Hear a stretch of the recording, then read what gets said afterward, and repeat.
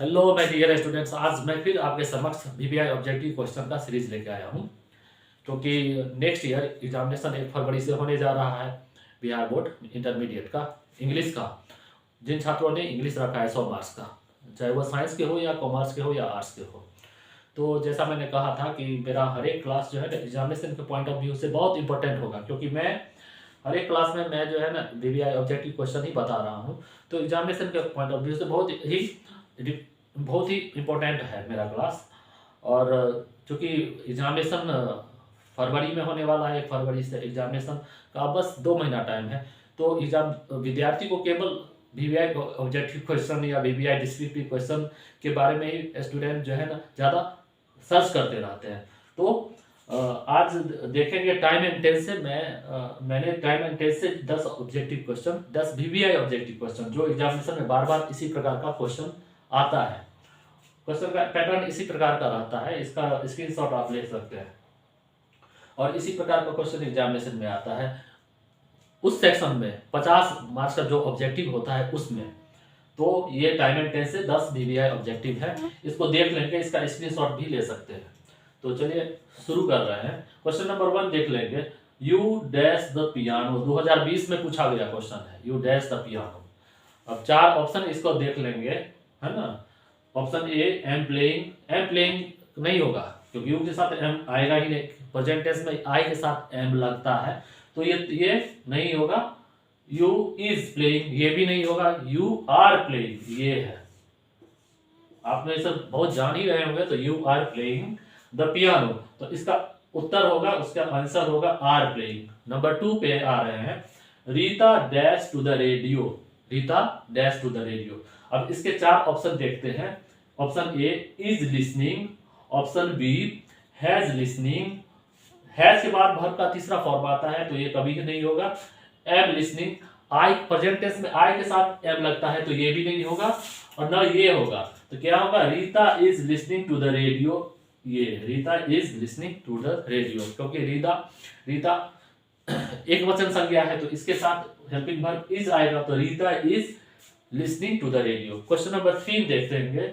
I found the ring, I found the ring. अब इस sentence को देखेंगे, ये पास्ट इंडेफिनिट में है, ये पास्ट इंडेफिनिट में है, तो ये भी पास्ट में ही होगा, ये भी पास्ट में ही होगा। तो आई फाउंड द रिंग वाइल, चूंकि वाइल लगा है इसीलिए ये होगा पास्ट इम्परफेक्ट में। अब देखेंगे पास्ट इम्परफेक्ट का क्या स्ट्रक्चर है। पास्ट इम्परफेक्ट का स्ट्रक्चर है सब्जेक्ट प्लस वॉज वर्ब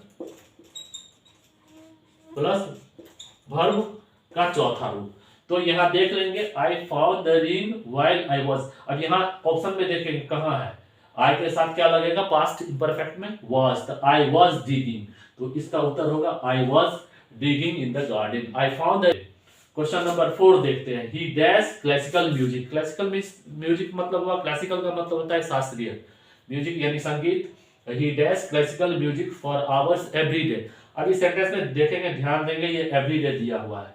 तो एवरी डे जो है ना प्रेजेंट इंडेफिनिट टेंस में, प्रेजेंट इंडेफिनिट टेंस के सेंटेंस में लगता है एवरी डे। तो प्रेजेंट इंडेफिनिट का एक बार स्ट्रक्चर देखेंगे, प्रेजेंट इंडेफिनिट टेंस का। इसका स्ट्रक्चर है subject plus V1 V5 plus object plus other word होता है। इसका ये स्ट्रक्चर है। तो यहाँ सब्जेक्ट है ही, तो ही के साथ क्या आएगा? वर्ब का 5वां फॉर्म आएगा। ही सी इज है, ये तो वर्ब का 5वां रूप है। तो he practises classical music for hours every day. तो ये प्रैक्टिसेस होगा, ये प्रैक्टिस नहीं होगा। द इज प्रैक्टिस होगा ना वाज प्रैक्टिस होगा, तो प्रैक्टिसेस होगा। ध्यान देंगे। Question number 5। I dash here since morning.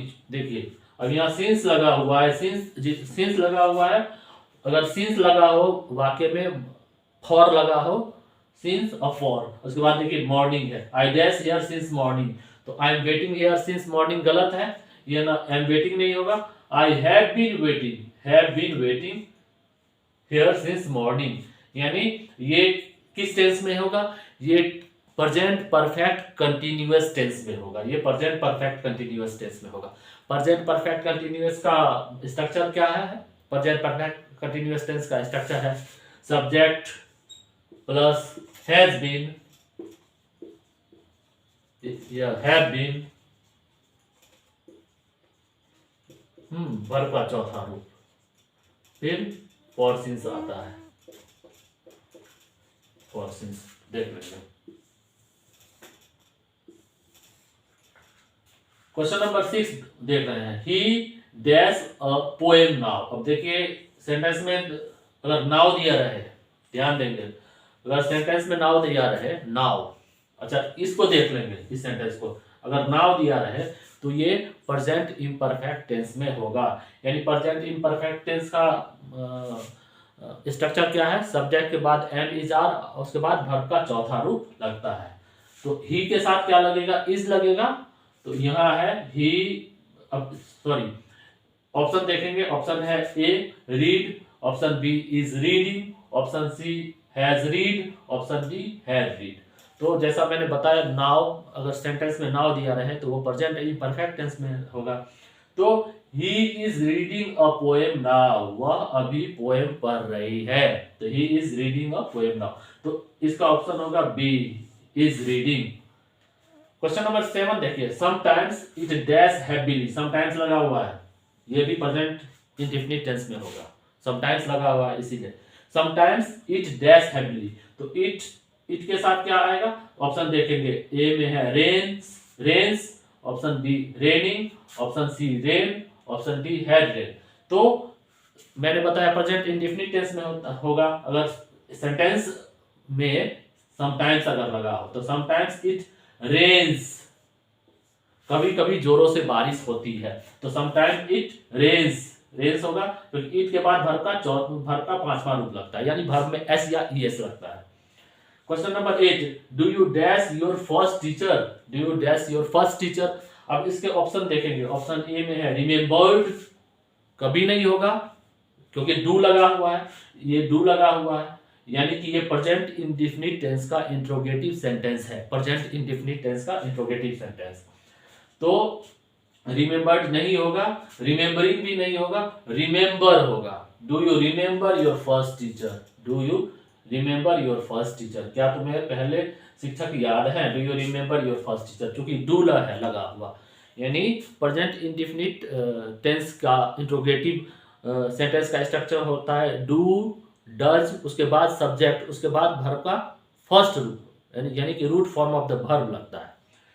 तो क्वेश्चन नंबर 9 में आएंगे, हैव यू डैश हिम। अब यहाँ हैव लगा है, अब ऑप्शन देखेंगे, saw, option B see, option C had seen, option D seen. अब चूंकि यहाँ हैव लगा हुआ है तो हैव यू सीन होगा, हैव यू सीन हिम, क्या तुमने उसे देखा है, हैव यू सीन, यहाँ सीन हो जाएगा।